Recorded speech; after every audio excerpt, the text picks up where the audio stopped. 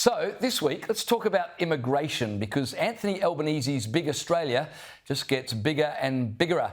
Migration to Australia hit a new record of 548,800 people in the year to September, Danica. Now, for perspective, that's almost as many migrants arriving in Australia as the 600,000 fans who saw Taylor Swift across 7 sold-out concerts earlier this year. Try to put it in perspective, Why would James. you compare it to I know, Taylor Swift? it wasn't my best, but anyway. And we all remember the pandemonium that was. But more to the point, we didn't vote for this many people. Pauline Hanson has called for a plebiscite on immigration numbers.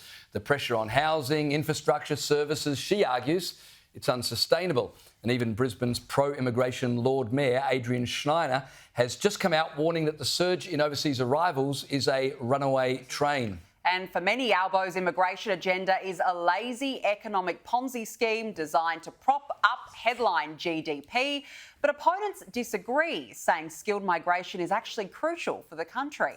So our head-to-head debate tonight is, should Australia's immigration intake be reduced? Joining us now is One Nation Leader Pauline Hanson and Darren Barnett, former Press Secretary to the Prime Minister Julia Gillard. Hi to both of you. Thank you so much for joining us on Head to Head this evening. Thank you. Pauline, we'll start with you. Another record month for migration. In February, more than 100,000 came into the country. That's an increase of 20% on the previous month. Why is Big Australia getting even bigger? Because the federal government has to bring these people into the country to prop up the GDP. Otherwise, we'd go into a recession. It's not working because we've seen it in our cities. The infrastructure, we can't cope. The roads, the hospitals, the schools, the housing. Even the building industry said they can't cope with them. They can't build the number of houses. So every four migrants come into the country, only one house is actually built. So we're about 650,000 homes behind what we need in the country. And they talk about the fact for skilled migrants. Well, that's a joke. Between 22 and 23, 737,000 migrants came into the country. 51,605 were of the skilled category. Of that, only 1,800.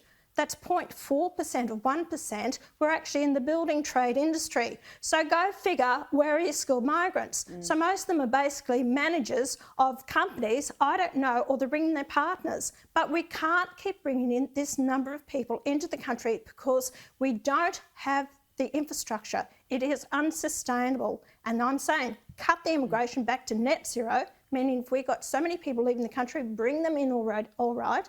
And I'm not against immigration. The country was built by migrants, but we can't keep bringing them in at this rate. Pauline, I think a lot of people would sympathise with your arguments. So, Darren, what's the argument for Big Australia and for big immigration? Because we've not voted for it. We're all feeling the pressure of infrastructure. So convince us we're on the right track.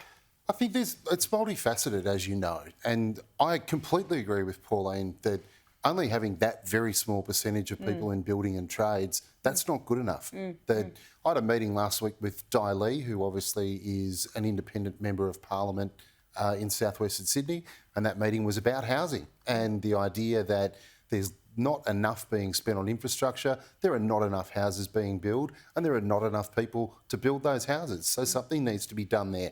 However, off the back of COVID, there were industries that were struggling.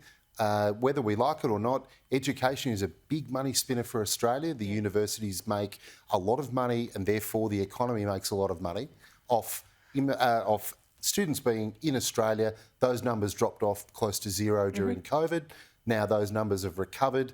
But I think it's true that the Albanese government will be very worried about a rerun of the 2010 election. They don't want the tag of Big Australia to land with them.